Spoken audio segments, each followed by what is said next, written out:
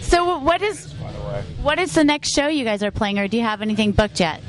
We're talking about something I don't think it's 100% there yet in November, in Modesto, is it? Yeah. We're supposed to be doing something at the Fat Cat November 20th, Mike Vanek's show, but I haven't heard back from him, so I hit him up yesterday to find out what's up, because it was kind of in the works. But supposedly it's on, but yeah, we'll see. What bands would you be playing with? One Less Enemy is the only band that I know for sure that was also on that bill. Who's playing right now? Bozarth's up there. He used to play with Defiance. Oh, okay. Yeah, the guitar player from Defiance. So. Wow, is that a trip to play a show with somebody that you used to play in a band with, and now you're showing the stage in another band? Yeah, it's really awesome. Me and Sean kind of made a pact when Defiance kind of shut down. That we're like, "Oh, dude, let's help each other out." And so Sean actually helped us get this show. Awesome. I think that's how it should be in the scene anyways. Yeah. People should really help each other out and stop being haters and just get along and try to help each other out. So if you guys do big arena shows and everything like that, what new local bands would you take with you?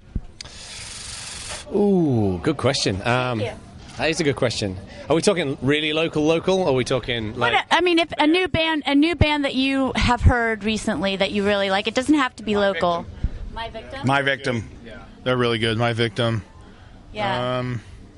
I don't know. There's a lot of local bands right now. It'd be hard to choose. There's a lot of... It's starting to pump up again, so... I think... they're not that... I'm a startup band, but LD50, I would... That's right. I definitely want to do some. I've been talking to Glenn about trying to do some shows with LD50, and so I'm going to keep on him about that one. I'm going to go to their Halloween show, and I'm totally going to try to interview them. It shouldn't be hard. Because Forbidden.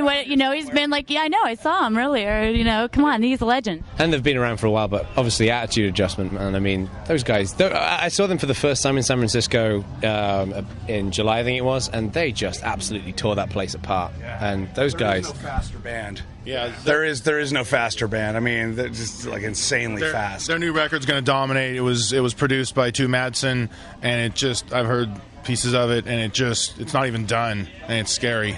It's really scary. It's really good. I can't wait to hear it myself, because I really love that band. So where did you record your new album? In my spare room. Literally, it's not very exciting. I've got a little home studio, and just did it all in there. Just took a week off work and sat down, did all the drums, guitars, did the bass, and it was done. That sounds awesome, though, because I heard it online on MySpace and everything like that, and I was just like, man, that sounds really good. So you saved yourself a bunch of money on Geico. Just kidding. So what is the future for you guys? What exactly would you guys like to achieve within the next year for your band, Severed Fifth?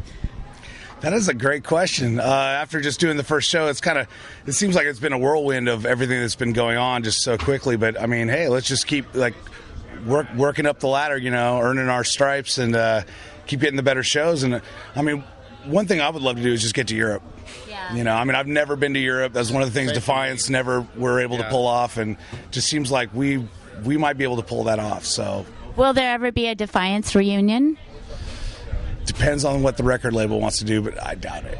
Oh, okay. I doubt it. That's really cool. How about you? What does the future hold for Severed Fifth? So I think more shows for sure. I just think, like Jim said, we need to earn our stripes. Tonight was incredible. People were so supportive. Yeah, you had a great reception for your first show. Yeah. It was I just couldn't believe it. I mean, people were just so incredibly supportive, and it was.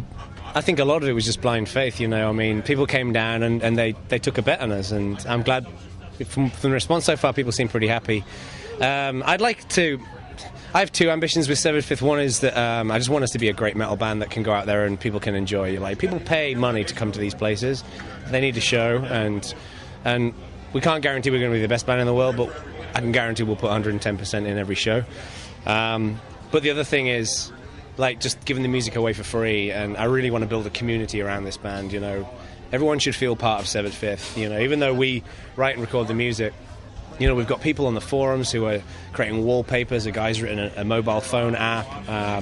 You know, there's people helping out. People are putting flyers up in different parts of the country and in Europe. People are contributing to 7/5 because they feel part of it. And I really want to grow that. I want 7/5 to be a good example of how a band can build a following like that. So Awesome. Can you tell me about the artwork for your album? yeah, the artwork's pretty cool. It was done by. Can I? Let's see it. Let's see it. Yeah. There you go.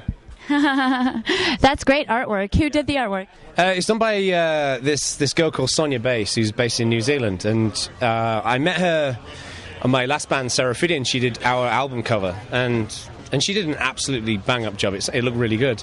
And literally, as I was about to start looking for artists, she adds me on Facebook. I was like, another bit of fate, you know? First of all, it happens getting together with these guys, and now she gets back in touch. And so I said, you know, would you be interested in doing this? And she did us a really good deal on this. I mean, you know, so she's fantastic. So if anyone's looking for good art, seriously, just Sonia Bass. Yeah, soniabass.com, I think her website is. And she's done it. Yeah, she's on Facebook. She's awesome. So please tell people, the viewers, exactly where they can find you guys. Okay, so definitely severedfifth.com. And I didn't mean to point at my breasts. He's pointing at his boob base. Am I smuggling peanuts? So I don't know, are you? and so anyway, yeah, 7/5.com, and people can follow us on Twitter. It's 7/5, you know, youtube.com/7/5. You know, just go to 7/5.com. It's all on there. So. And you can get a free album, so do it, you know. And I just want to say thank you guys, because you guys are awesome people, and I really love you guys, and you deserve the best. And I will totally follow you guys and support you no matter what. So anything you want to say to your fans out there? Thank you. Yeah, I want to say thank you guys very much to anyone who's supported any musician in the scene over the years. It's a struggle to do this, and we always appreciate all the support that we get from our friends, our family, and the people who just come to the shows and drive all the way out here on a Friday night. To Livermore. They could be doing anything. They could be doing anything on the planet, but they came out here, and it just, you know, it makes our world. So thank you. We do it for the fans. If there were no fans, there would be no us. So thank you. Just download the album and distribute it amongst yourselves and just have fun with it, because we'll keep cranking the stuff out. You keep listening, we'll keep producing material. So I have one more question before we go. I would like to know, what would you tell like young kids that are actually starting out in a band? What advice would you give them? I think go and see your favourite band, because if anything is going to inspire you, I went to see Iron Maiden in 1992 at Donington. From that moment onwards, I was like, I have to play the guitar. I saw Dave Murray play, and I was like, oh my god. And yeah, go and see your favourite band. Like, don't sit there learning green sleeves, you know. Go and ignore the music teacher. Nothing wrong with green sleeves. I think Randy Rhoads liked green sleeves. No, I'm just joking. How about you? What was the question again? What would you tell someone who wanted to learn the bass? And I went South Sleep. They were awesome. Yeah, totally. But if a kid's starting out and they look up to you, what would you tell them to actually have them grow into a better musician? I'd say tune out all the negative stuff that you hear. Concentrate on what it is that you want to do, and just do it. Put the work in. Just do it. Yeah. I'd probably say, you know, inspiration comes from a lot of different places, and I get inspiration from a lot of different genres of music, not just metal, and I pull that into my playing. And I would say there's a lot of stuff going on out there. There's a lot, you know, for drummers. There's a lot of stuff going on with, you know, fast drumming, as well as like organic, just acoustic drumming. You know, there's a lot of things going on. So you just explore and find the things that are attractive to you, and try to pull that into your playing. That's what I've always sort of done. I've taken a lot of stuff from punk and metal, and tried to always just kind of blend it and keep it attractive, you know. So don't pigeonhole yourself. Don't pigeonhole yourself. Yeah. How about you, Jim? Just do what you love. I mean, if you want to play, just play. Don't, you know, worry about what people think. Just do what you love, and hey, you know, if it works out, it works out. If not, then you're doing something better than just sitting there staring at a wall.